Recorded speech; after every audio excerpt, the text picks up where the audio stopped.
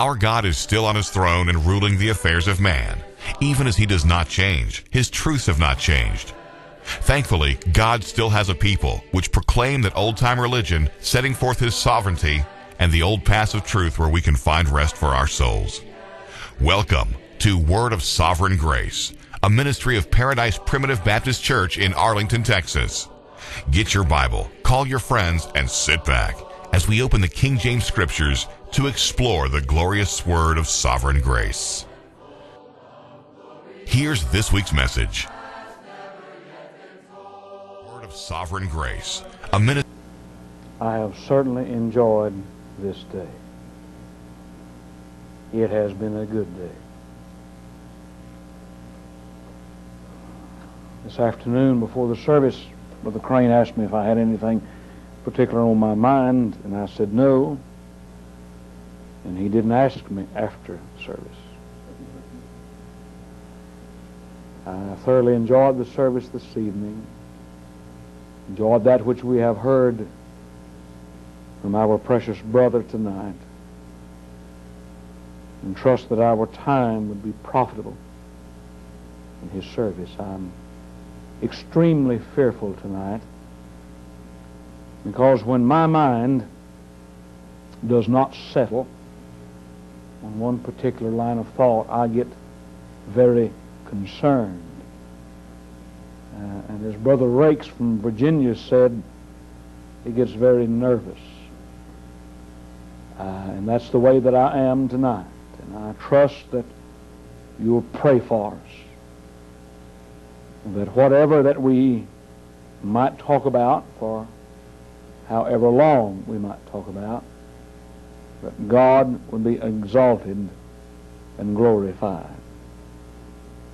Last night, we attempted to look at the book of Ecclesiastes concerning the life of Solomon. And after we had closed, Brother Crane said that that particular book had caused a lot of preachers to scratch their heads. We're still doing that. But tonight, if I can, in a very perhaps deliberate manner, I'd like to go to Solomon again, in a little different vein tonight. I want to go to the Song of Solomon. This, I think, was written when Solomon was young and in love with the Lord, and sets forth some principles in this particular song that I think are vital for us to understand. There was a time in the history of the church that the Song of Solomon was not permitted to be read publicly because of the language involved in it. But I think it's sad when we can rise no higher than the carnality of mind, of the human mind, in the Word of God. There are some beautiful doctrinal points in the Song of Solomon. One of those is in chapter 1, the 4th verse. Draw me, and we will run after thee. The king hath brought me into his chambers. Certainly that we might desire to serve God, but unless we be drawn, we'll not serve him acceptably. He said, I am black but comely. I think he teaches us our depraved condition. I think he teaches us what we are without his grace, and then shows us what we are by his grace. And there are many, many lessons involved in this particular book, but I want to tonight confine our remarks to chapter 5 and perhaps some in chapter 6. I have found a great deal of joy lately in studying in this manner, of taking a particular chapter, a book, and looking at it in the overall view. In chapter 5, well, first of all, there is something that we need to understand about the Song of Solomon. There are principally three that are doing the speaking in this book. And I suppose one of the most difficult things and one of the problems that people have with the Song of Solomon is to determine the change in who is doing the speaking. If you can do that, I think we can possibly understand a little better of what is under consideration. It's written in a very, very wonderful poetic language. It's written in a language that would indicate a great deal of feeling and a great love involved. And I want us to look at chapter 5 tonight. And I suppose that one reason that I thought about this is that in conversation today that it was brought out about how close of a relation there is in a natural marriage and Christ and the church.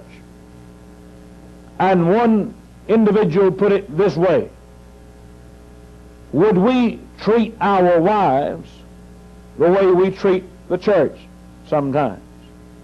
And I think it certainly deserves our attention. Last November, it was my privilege to attend the Central Florida Fellowship meeting, and on Thursday night, Elder Harold Hunt from the state of Tennessee preached, and he preached from another part of the Song of Solomon, but he made this statement.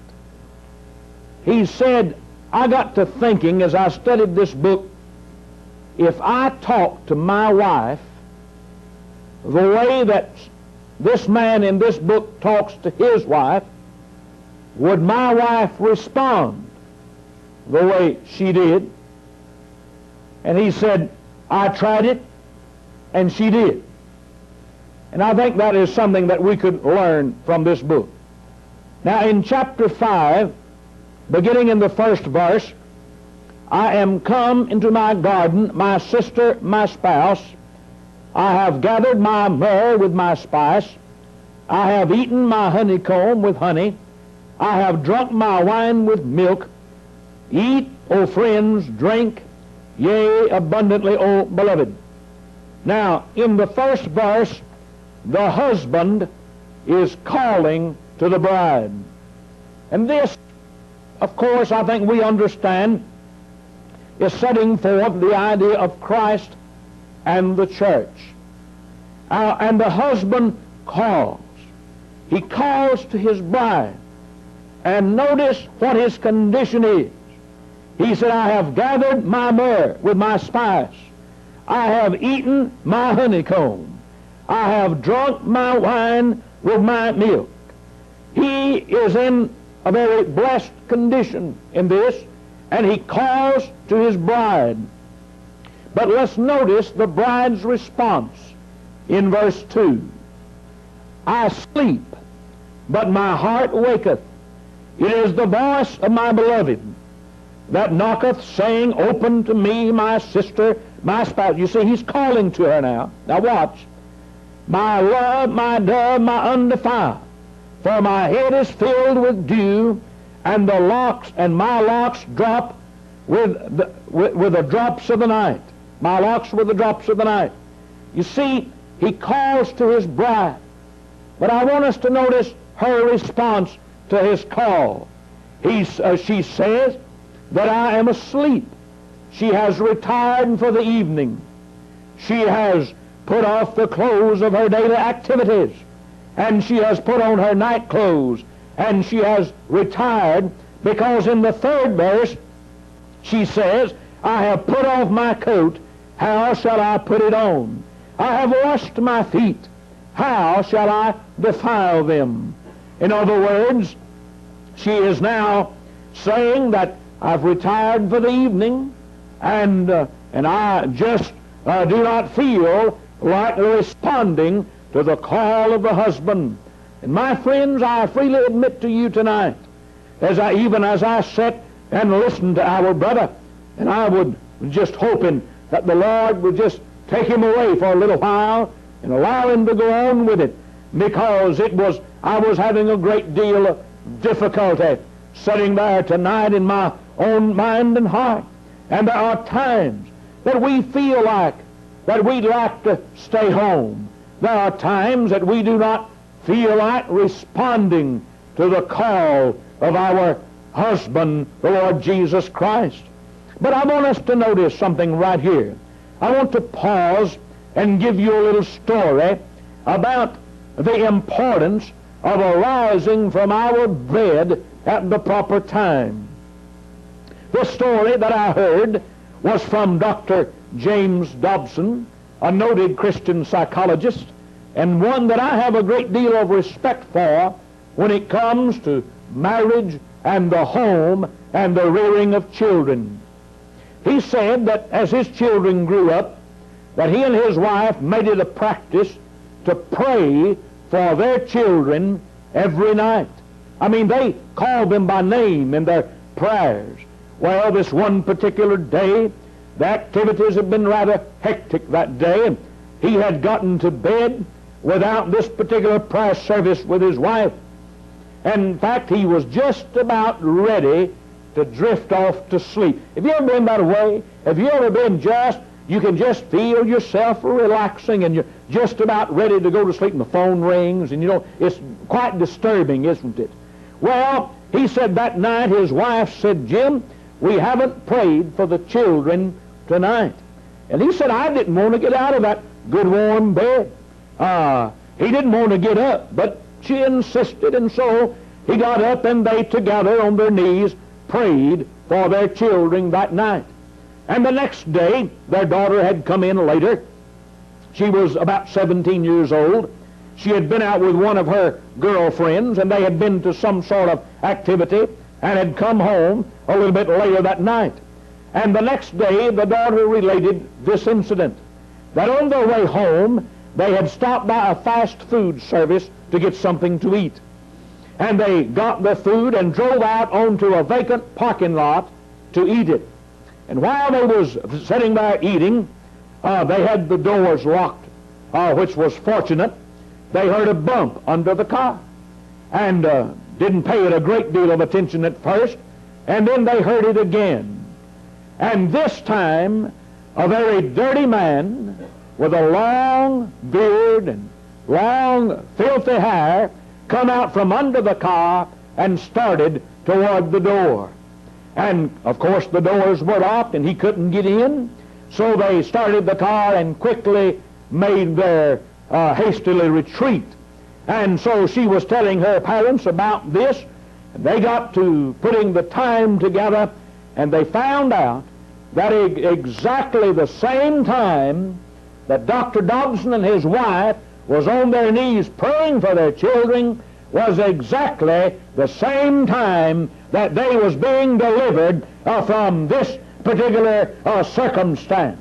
And so sometimes we don't feel like coming to the house of God. Maybe we don't feel like praying daily.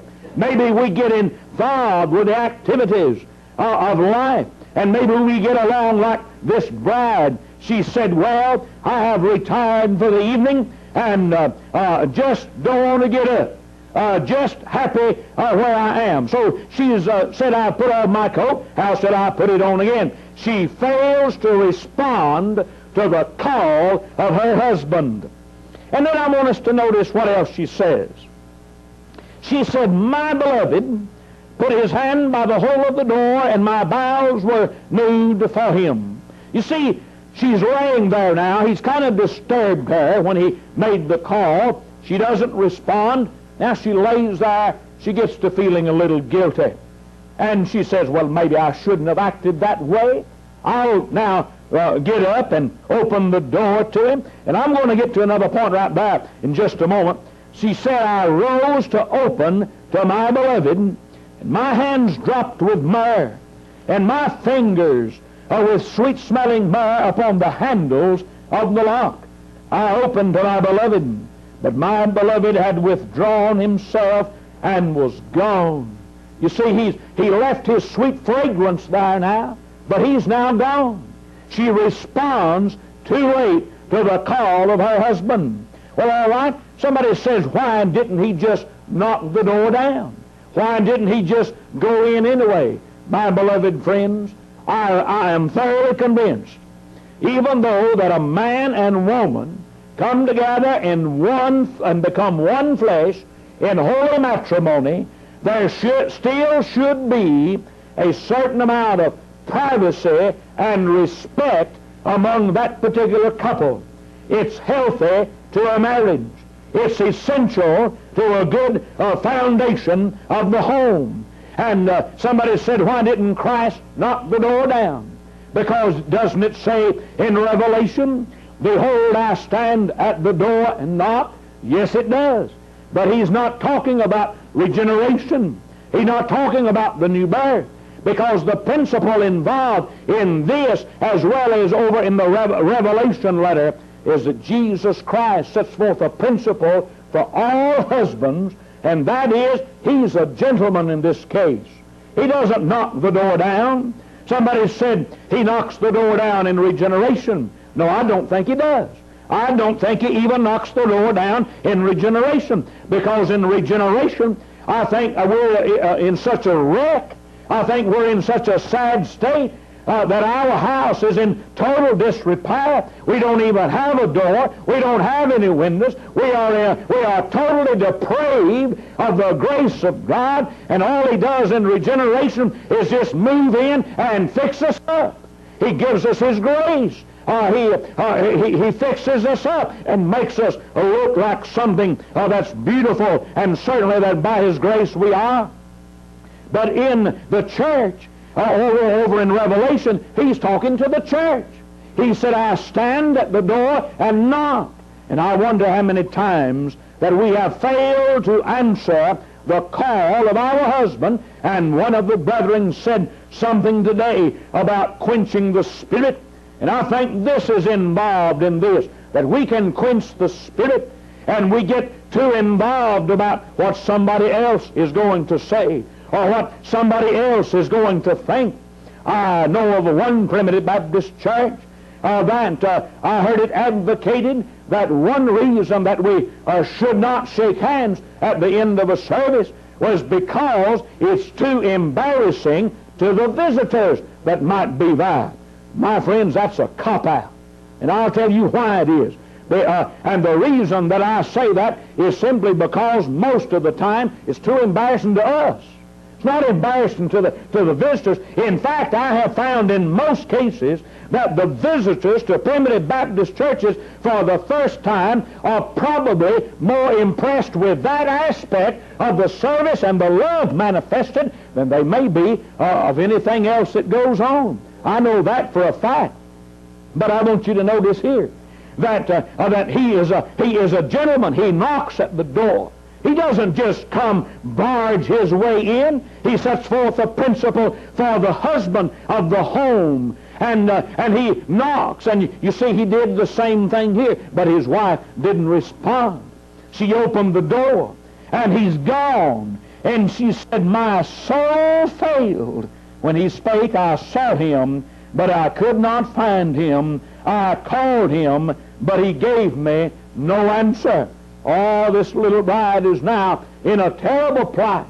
The husband called and she failed to respond. And then when she did respond, it's too late. He's gone. He's not there. What in the world is she going to do? Now, first of all, beginning in verse 7, I think that the little bride makes a tremendous mistake.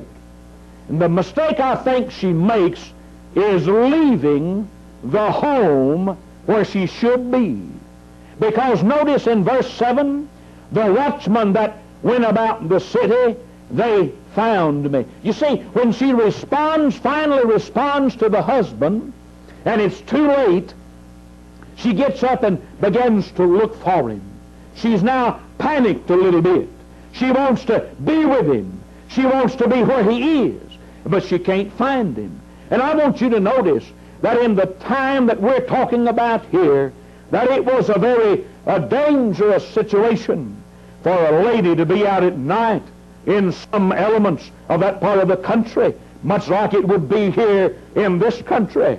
Would some of you good sisters want to walk down some of the streets that you know of in Dallas tonight after it got dark? It'd be a fearful thing to do, wouldn't it?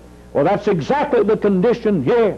The watchmen that went about the city, they found me, and they smote me, they wounded me. The keepers of the wall took my veil away from me. Oh, she's in a terrible plight now. She hasn't responded properly to the call of her husband, and she gets up and looking for him, and she's so much in love with him that she can't find him now. She goes out into the dangerous streets of the city, and she can't find him anywhere, and she now becomes wounded. And then she says, she now makes a request. She said, I charge ye, O daughters of Jerusalem, if ye find my beloved, tell ye him that I am sick of love. If you find him, tell him that I'm looking for him and I'm sick of love. What does that term, sick of love, mean? I think it means something like this. I'm going to use a very crude expression to explain that. But have you ever come down with the flu? And have you ever been in bed that you know, even your hair on your head gets sore? You just hurt all over. That is the same manner that she's talking about here. She said, I am just sick all over of love. She said, I'm so much in love with him that I'm just sick all over. I heard a man say one time on the radio, and I certainly agreed with him, that he said, I wished every child of God would fall in love with Jesus Christ. That's pretty good, isn't it? I like that. And I think we'd find our churches much more active and on fire if we'd follow that little recipe. But I want you to notice now that in verse 9, she's asked the question now that if you find my beloved, I can't find him, but if you find him, you tell him I'm sick of love. They ask her now a question. What is thy beloved more than another beloved, O thou fairest among women? In other words, just who is your beloved anyway? What is so special about your beloved over another beloved? Can I tell you tonight that that same question is still being asked today in a little different way? Yeah, but it's still being asked by people today simply because that they'll say, why in the world do you want to go over there to that church? Why do you want to drive that distance just to go to church when there's another church a lot closer right over here? You see, that same question being asked today. What is thy beloved more than another beloved, O thou fairest among women? What is thy beloved more than another beloved, that thou dost so charge us? In other words, just what's so special about him? Just what is so special about your beloved? And then I want you to notice something. She begins to describe him. I heard a minister relate this story lately, that he said he was called over to this couple's house. They was having some difficulties in their marriage, and he said he sat there for 2 hours, and all in the world they did was cut each other up. He said if they talked to each other the way they did with a preacher sitting there, what in the world? How would they have talked to each other with? I wasn't there. He said they just sat there and cut each other up, and finally he saw they wasn't getting anywhere, so he had the lady of the house to get a piece of paper, made 2 columns on it. Now he said, I want each one of you to write something that you like about the other one. You know what? They just sat there. Couldn't find a thing in the world they liked about the other one. Makes you wonder sometimes why they ever got married in the first place. But then he said, well, I want you to write 5 things about what you dislike about the other one, and the pencils went to work. They had plenty to write then, didn't they? I'm going to tell you something, friends. Right here is a very wonderful, wonderful lesson for the husbands as well as the wives, because we're going to get on both sides of it before we close this evening, if time just don't totally run away with us. She describes him. They said, "What is thy beloved more than another beloved?" And she describes him. She begins to describe her husband. She has something good to say about him. Have you ever been around a wife sometime that maybe her husband wasn't there? But to hear her talk, you just know that he's got to be the sorriest scoundrel that's ever lived in this world, because she just doesn't have anything good to say about him. Nothing at all does she have good to say. Can't just say anything good about him. But here in this case, she begins to describe him. She said, "My beloved is white and ruddy, the chiefest among 10,000. His head is the most fine gold. His locks are bushy and black as a raven. His eyes are as the eyes of doves by the rivers of water washed with milk and fitly set. His cheeks are as a bed of spices, as sweet flowers.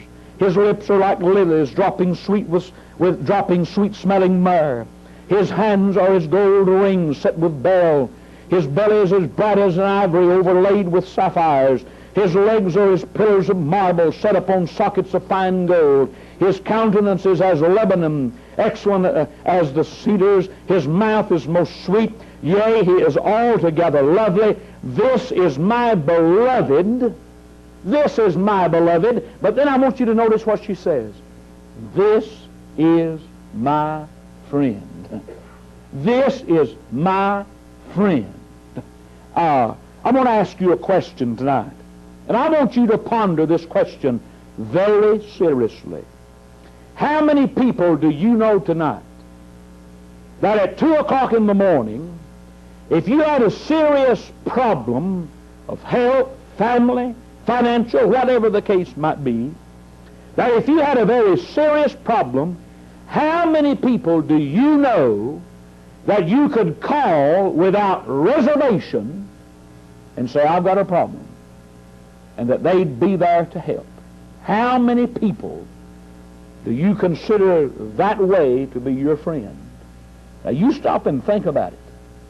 When I first began to ponder that question, I found out that I didn't have as many as I thought I might. Now there's a lot of people I might call in the daytime, but to call somebody in the dead of night with the realization that they're not going to be upset with you, that they're going to do what they can to help you. Have you ever had somebody to walk up to you and say, "Would you do me a favor?" "Well, tell me what it is." Then I'll see. See. There's a good friend of mine down in Mississippi, a good deacon, that I could call that man tonight at midnight and say, "I've got a problem and I need to see you." He'd say, "Fine, let's get together," and would never ridicule me for what the problem might be. I have called him on other occasions and talked to him. Wonderful time to counsel with. But he's a friend. And there are several preachers that I know in that same vein. But my beloved, can I tell you tonight, in all honesty and in all sincerity, my best friend outside the Lord Jesus Christ, I will have been married to 28 years tomorrow. That is my friend. Because if a man and woman are not that close, I'm not talking about just in the sense of love, but in the sense of being a friend. You know what a real friend is anyway? A real friend is somebody that knows all about you, understands all your faults, loves you anyway. Loves you anyway. Kids go to school, and as long as they have a little money in their pocket to buy candy, have all the friends in the world. But when the money runs out, they don't have any more friends. You ever met people like, they call those fair weather friends? Just when the weather's fair, then they're a friend. But here she describes him, and now notice that she's gone now. He's gone, and she's trying to find him. And she describes him, and she says, "This is my beloved, but this is also my friend." Now then, I want you to notice in the beginning of chapter 6, the daughters of Jerusalem asked the same question again. But I contend that the tone of the question is now different than it was in verse 9. See, in verse 9, they say, what is thy beloved more than another beloved? This who is he anyway? She describes him. Now what's the tone? Whither is thy beloved gone, O thou fairest among women? Whither is thy beloved turned aside, that we may seek him with thee? You see, the tone changed now, doesn't it? Because she so lovingly described him that now the daughters of Jerusalem said, well, if he's this good, and if he's this great, and if he's this beautiful, then we'll just go with you, and we'll help you find him, and we want to be there too. My beloved, how have you described the church lately to your friends? How have you described the Lord of glory? How have you described the Lord Jesus Christ unto your neighbors and friends? I believe that if we will find that if our description of him is one that honors him and gives him the praise and the glory, then we might just find somebody said, well, if he's that good, I'll just go seek him with you. Then she said, she answers the question now. She said, my beloved is gone down into his garden to the beds of spices, to feed in the gardens and to gather lilies. This would indicate a very beautiful place, wouldn't it? It would indicate a very fruitful place. It would indicate a place of peace and contentment. Shouldn't that be a true picture of the New Testament church here in this world? A very fruitful place, a very delightful place, a very inviting place to come. You know, I think it's sad, and I don't know if these other preachers have ever been in this condition or not, but I have been in some churches that you could almost skate down the aisles. It was so cold. And that's sad, isn't it? I tell you, when we can see the church as a garden of Christ, it's his church, and see it as it's fragrant with spices and a place of beauty and a place of contentment and joy, then it's an inviting place to be. I'll tell you this. I was at an association last year in another state, and we had to leave Saturday at noon, and my wife and I sat down across the table from another minister and his wife. It's the first time we'd ever met them, and they was from another state themselves. And we sat there, and my wife and I got a little amused because she couldn't say a thing but what he didn't contradict. And he couldn't say a thing but what she didn't contradict. I'm not talking, there is not the first exception in that. Everything that they said, they contradicted each other. My wife and I finally quit trying to carry on a conversation with them and ate as quick as possible and just got away, because that wasn't an inviting environment. Didn't want to be around that. Do you like to be around people that argue all the time?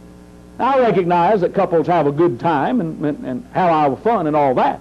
But I'm talking about just sit around and argue all the time about everything comes up. That's not an inviting place to be. And if you come to the house of God and people are complaining, the preacher preaches too long, he preaches too short, he preaches too loud, he preaches too soft, he don't talk right, he don't stand right, he don't do this, he don't comb his hair right. I mean, if you talk about that all the time, it's not an inviting place to be. You're not going to have people to come.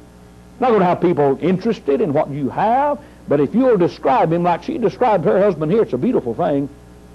But then I want you to notice, she said, I am my beloved's and he is mine. That's wonderful, isn't it?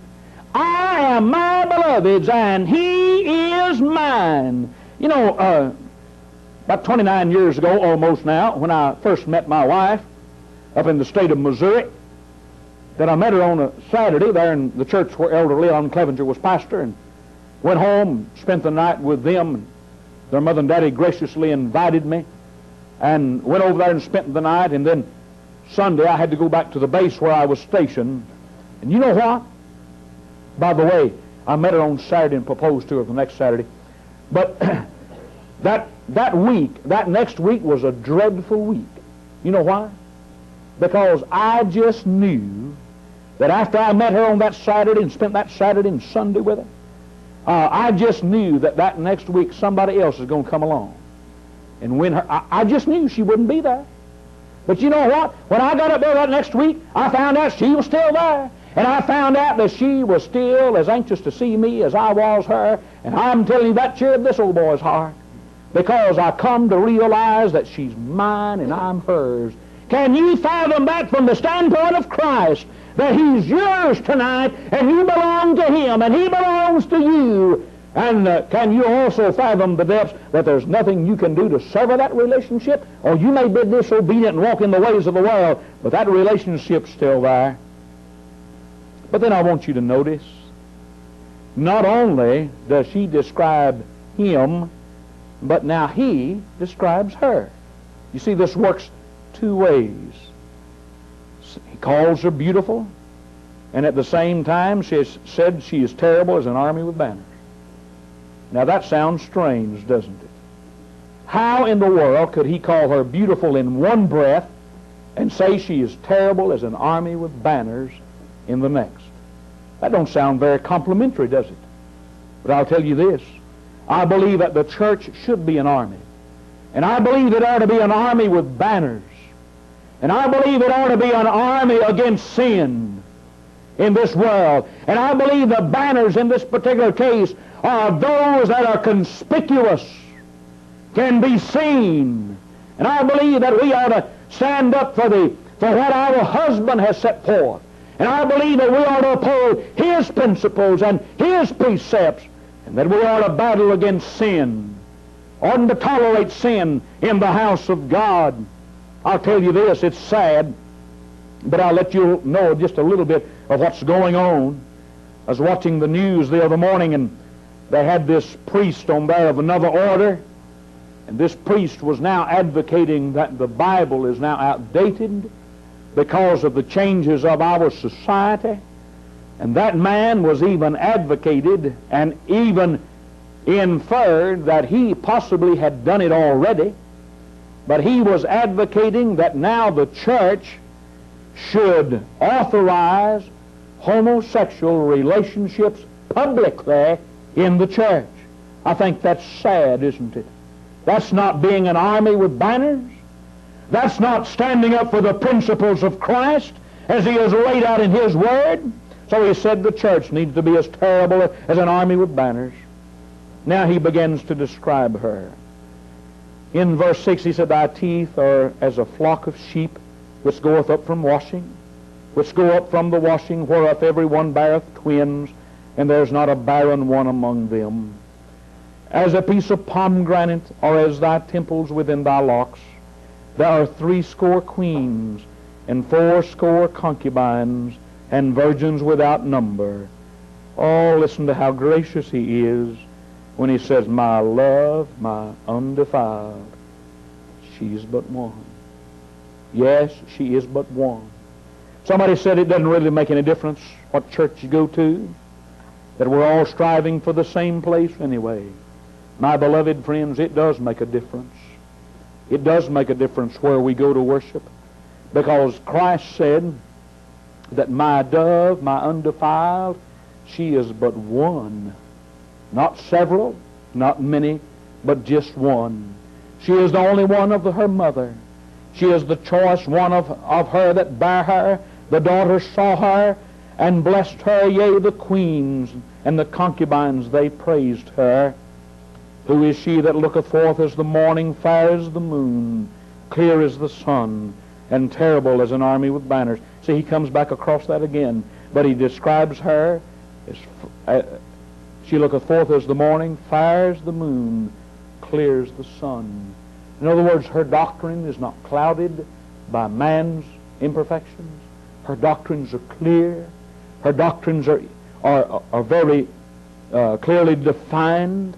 Even though that they may not be believed, they're clearly defined. I heard one preacher put it like this. He said, "You may not believe what I preach, but," he said, "I want you to know this, I believe it." And I think that's the way that we should be. Our doctrine should be clearly defined. And then he said, in the 13th verse, and I'll bring my remarks to a close, he said, "Return, return, O Shulamite." You see, she's now left. Over here in verse chapter 5, when she went to the door and she finally answered his call, but he wasn't there, she now leaves and she goes out into the wicked streets of the city looking for him. She has the conversation with the daughters of Jerusalem. Now in verse 13, that call goes out. Return, return, O Shulamite. Return, return, that we may look upon thee. In other words, return to the bedchamber. Return to the feast of the marriage. Return home. And I believe that's the cry of the gospel tonight. The cry of the gospel is not if you can find it within your thinking to come home to the church, not if it's in keeping with your plans and programs for the future, but the commandment is to come home to the church, arise and be baptized and wash away thy sins and come home to the husband and to the marriage feast and there be with him. There how that dwelling together as we tried to talk about this morning. Then he said, what will you see in the Shulamite? As it were a company of two armies. He just broadens it out now. But I'll tell you this. That little word Shulamite in the 13th verse simply means one who has found peace. One who has found peace.